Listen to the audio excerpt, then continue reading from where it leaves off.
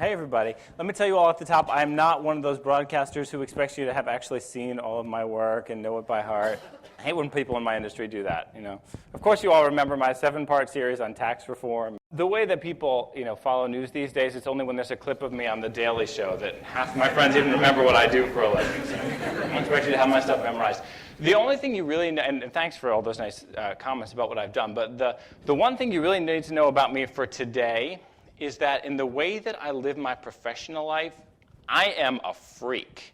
I don't make decisions like normal people. I don't process ideas like normal people. I don't think about my options in this world like normal people, and I never have. What I do, what I've always done is just kind of see what I want to do and then worm my way in. Just make this decision. Not even a decision. It's just an inspiration inside me. I just know I have to do this thing, and then I go do it. You just heard that I reported for NPR. I reported for CNN. I never applied to either place. I never applied and said, please hire me. I just made this choice. I felt inside, first I had to go to NPR and do these certain kinds of stories, and then I had to get involved after 9/11. I felt this need to get involved in the editorial side of a newsroom. I saw the news world in a new way. I saw the way that the news was affecting the world. I wanted to do that, and I found a way to barrel my way in there. And then I wanted to go on air on CNN. I wanted to start correcting all these lies that were out there. I was seeing these lies all the time from politicians and others who were getting away with saying so many things, and there were issues that I wanted to explain, that I felt like we were kind of talking around. I wanted to create this thing that didn't exist. And what I managed to do was worm my way in again. My entire life, I've really been worming my way into things, which is why I think of myself as being similar to the very hungry caterpillar. Who we all remember when we were kids, right? He wanted to eat through one strawberry and one sausage. I don't eat sausage, but that's the basic idea. So I was thinking about TED and what TED's about. TED's about big ideas, right? It's about having big ideas and then chasing them and pursuing them and trying to make them happen. And the sad fact is, a lot of you here are college students. I can tell you it's sad, but it's true that the vast majority of people out there with these awesome big ideas for what they want to do never pursue them, never chase them, never make them happen. So when I was asked to talk today, I thought about this. As a journalist, you have to know that you're not truly an expert in things. You quote experts in things. The one thing that I do know is that for my whole life, I've taken these ideas that I have, and I've forced them into reality. And what I'm hoping is that I've learned some lessons along the way that I can pass along to you and to everyone who sees this later, to take these ideas you have, these TED-type big ideas, these dreams, and ultimately make them happen. There are very few people who are willing to chase this, and I've learned some things along the way about why I was willing to withstand all the reasons not to chase my dreams and ultimately do them. So hopefully this will help you. The first thing I've learned is to find and trust your instincts. And I say find because something I have found is that in our society, I think we are just incredibly distanced from our own instincts. And it's amazing to me how few people listen to them. There's a system that you fall into, which is why I talk about breaking the system in this world. You go and get a job, right? And a job is someone else's idea of what they need. And you say, I can be this thing you need me to be. And then most people then get their next job and their next job in the world based on what their first job was, because that's your skill set, and you're stuck in this system. Most people never stop and say, okay, imagine for a second that there were no system here, and that I, inside me, could do whatever, anything in this world. I could just do it. Those are your instincts, and we've learned not to hear them. And to emphasize, to me, one thing that's so strong about instincts is these guys. Anybody know what these are? Termites. Is anybody scared of pictures of termites? I put in this, too, so that in case anyone gets freaked out by pictures of termites. You can't be freaked out by a termite mound. I did a story. Believe it, as a journalist, the stories you learn the most from are very rarely the ones you think you're going to learn the most from. I actually did a story about termites. It doesn't matter why. And I learned in doing it, termites, I was talking to friends about this, when they're born, they know what they're going to do. Like, there are foragers and there are builders. They have these different roles. They don't try them out. They don't fight for them. They just do it. They have these instincts that are guiding them. And look, we are not termites. But in this sense, we're also not completely not termites either. Did I lose you guys there? I thought I might. That's why I put together this. The idea is we have these instincts inside us, and I'm telling you, like, if just go to the top of a mountain, whatever it takes, and clear out the system that you feel like you're stuck in, you're going to find that you have your own big TED ideas, and they're going to lead you to chase them. The next thing I want to talk about is commit to your dreams. And I'm wary of saying this kind of stuff because it sounds like every Olympic theme song ever written, or just really trite. But what I want you to do is really look at that C word, commit, that word. Because the truth is, the world, for every reason to commit to these dreams, your big TED-type ideas, the world will give you at least 1,000 reasons not to. And it's going to be heartbreak and heartache, and there's going to be so many reasons not to. But if you commit, I want you to think about having a big TED-type idea and committing almost like a marriage. Not the same as a marriage, we'll talk about that, but almost like commit through thick and thin, and rich or poor, death do you part, because that's what I had to do. I withstood a lot to just show up at the local public radio station when I was right out of college and say, I'm going to be an NPR reporter. And they were like, huh, who are you? Go away. And I just kept doing it because I had made this commitment to myself, and I got stuck in. All right, the next one's going to make no sense at all until I show you a clip from Friends. It's called Be the Cups and Ice, which, in order to set this up, I got to tell you about this clip. So here's the thing. If you have a big TED-type idea, right, something you really want to do, something you felt for a long time that you want to do, life is going to give you a chance. At some point, you're going to find that you have an opportunity to do this. There will be some moment when you get it, but most people don't realize how big their opportunities are when they come along. And most people fail to take advantage of them to really achieve what they want to achieve and do what they want to do. And the best illustration I've ever seen of this is this scene that I've never forgotten from Friends. So here's the setup. Phoebe and Monica are going to throw a birthday party for Rachel, right? You guys know this show. Monica's a total control freak, but Phoebe, in her instincts, in her dreams, wants to help throw this party. It's something that she wants to do. So Monica, being this total control freak, tells Phoebe, okay, you can be in charge of cups and ice. Now, most people will be like, fine, I'll do cups and ice, and then complain to their friends they didn't get to do more. Watch what Phoebe does. Let's go ahead and take a look at this clip. Hey, check it out. Cup hat, cup banner, cup chandelier, and the thing that started it all, the cup. Great job with the cups, Phoebes.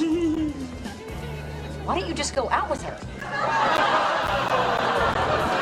And did you notice the ice? Look, we have it all. We have crushed, cubed, and dry. Watch. Ah. Mystical.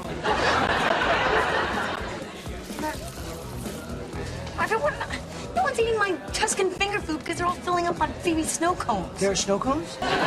Snow cones? Do you see what she did? Phoebe made the whole freaking party cups and ice. This is what you have to do. You have to cups and ice your moments. So here's one thing that happened with me. When I finally convinced the head of CNN to put me on, I was like, I've got to create this thing. I have to go on and do reality checks and explainers. I have to, and it took several times, but finally, when I got the okay, when I got the green light to make this dream happen, what he actually said was, try it on the weekend. That was his word. He said, try it on the weekend. So most people would hear that and would try it on the weekend, would go do a report and then hope that they, the system, right, would like it well enough to then let that person, this is what a normal person would think, I'm going to do one good one, hope that they like me well enough that I'm going to do more. But I thought, how can I cups and ice this opportunity?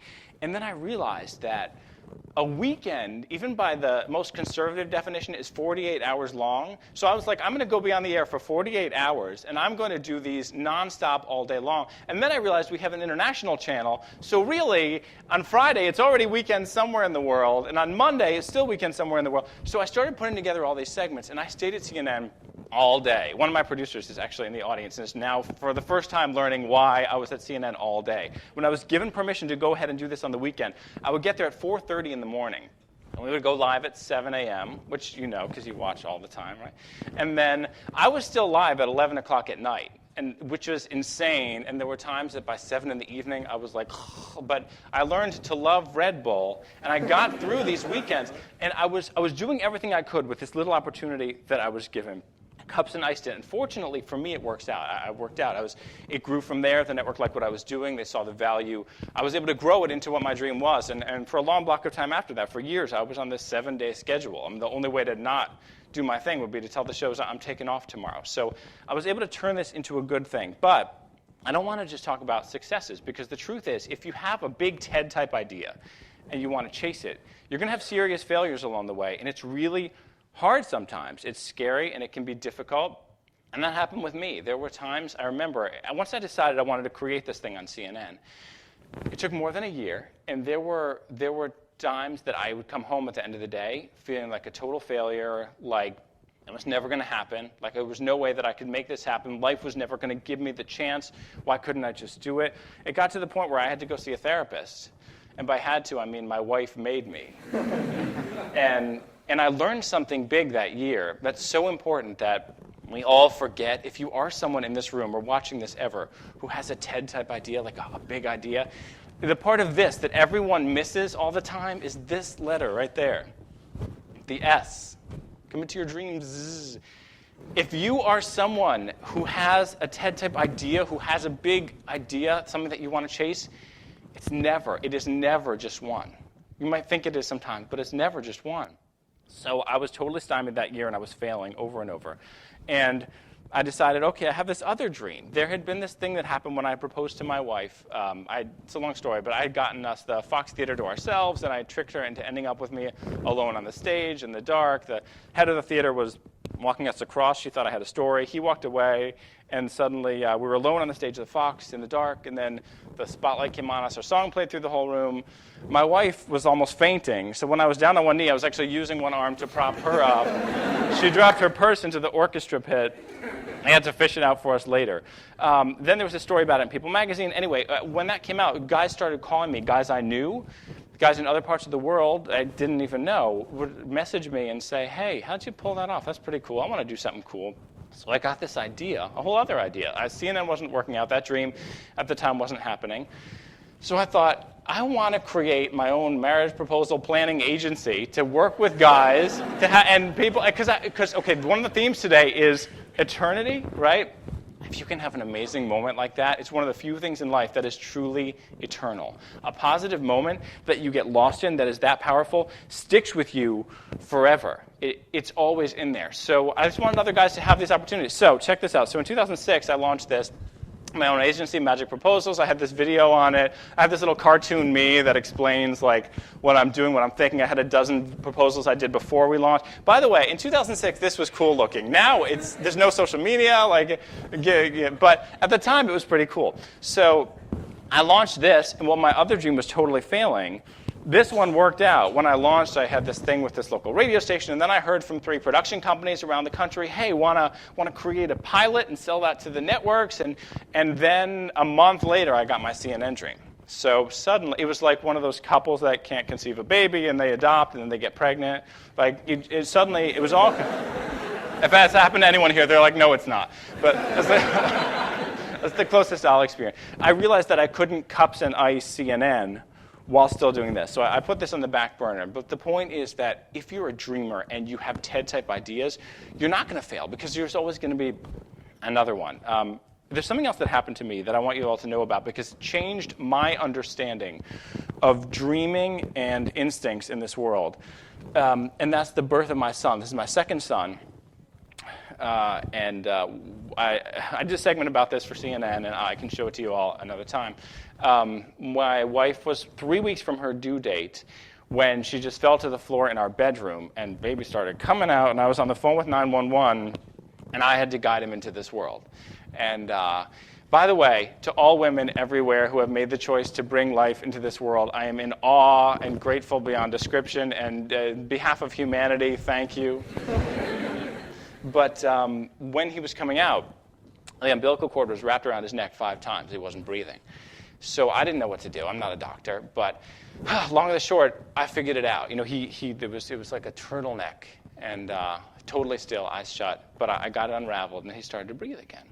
And in that moment, I had this total laser focus on him and family. And then I started thinking about that afterwards. I was like, my priorities in that moment were so clear because, as you can tell, and it's true of a lot of people in my industry, it's so easy to get caught up in work dreams and these TED-type big ideas, right? But at that moment, there was only one thing that mattered. It was family and love and real love, tight connection. So that got me thinking about dreams and instincts. People say that the first dreams we ever had were to be firefighters and astronauts and ballerinas, but they're wrong.